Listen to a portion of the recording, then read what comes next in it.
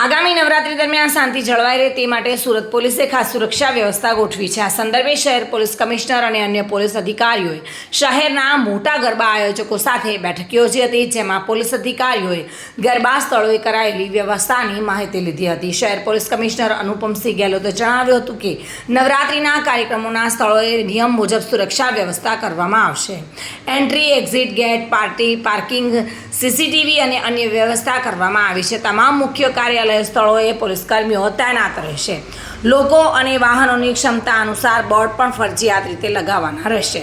ગરબાના સ્થળોએ, ભીડભાડવાળા સ્થળોએ મહિલાઓની છેડતી, પોકેટિંગ તથા સ્નેચિંગના બનાવો અટકાવવા સામાન્ય લોકોની જેમ જ સાદા વસ્ત્રોમાં પુરુષ અને મહિલા કર્મીઓ ટીમો સાથે ખેલૈયાઓની સાથે જ રમશે અને રહેશે। રાત્રિના સમયે લોકોની અવરજવર વધતી હોવાથી ટ્રાફિક પોઈન્ટ કાર્યરત પણ કરવામાં આવશે।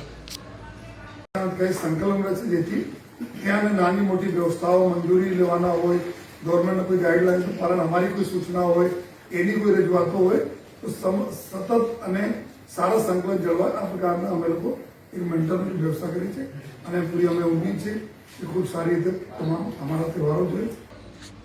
સુનિલ ગાંજાવાલા સાથે bureau report, today Gujarati news.